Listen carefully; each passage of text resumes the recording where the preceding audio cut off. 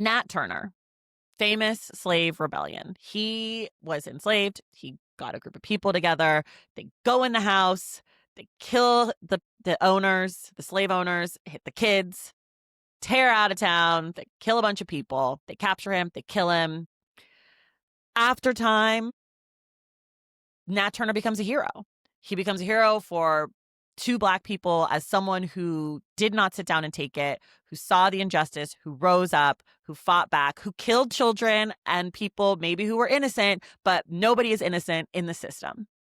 And to me, I think the question becomes, there were plenty of enslaved people who did not do that, right? Who found other ways to non-violently resist. There were some people who just stayed alive, lived their lives. Like, there were so many different ways to do it.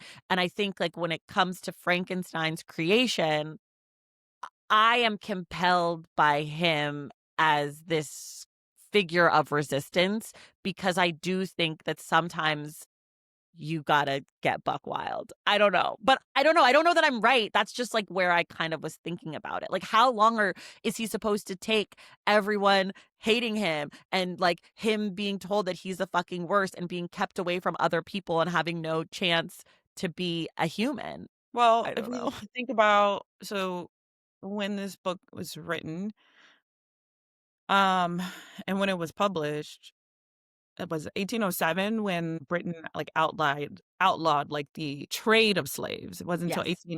1833 that slavery itself was abolished.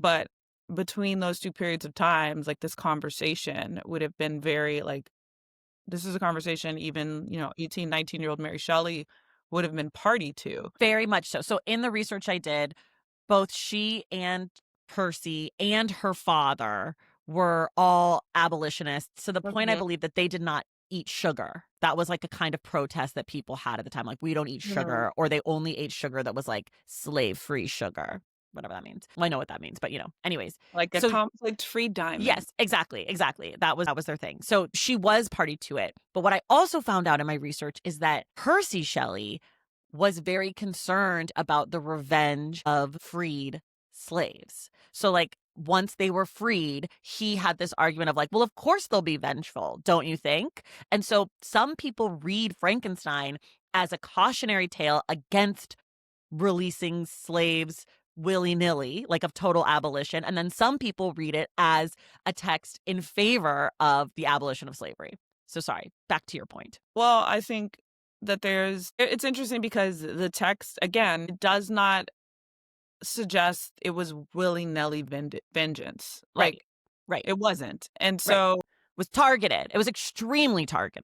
and that's one of the most, again, rereading this, I don't know why I thought that Frankenstein and his creation, that they reunite later. But they reunite, like, before more violence happens, right? So Yes, they have 3 meetings. and he has an opportunity to take responsibility, and he decides, "I'm not doing that," right? And so, to me, it seems like a text that is not about, "Woe unto thee that would free these slaves," as much as it's a text to, like, what is your responsibility to people you have had in bondage? What is your responsibility to people who you've upended their lives and their children's lives? And Frankenstein is like, "I don't owe him nothing," right? That's basically his answer, and that's why what happens, happens. Right. But then do we judge the creation for that? 7 years old, he's Okay. a baby. No. Because I don't.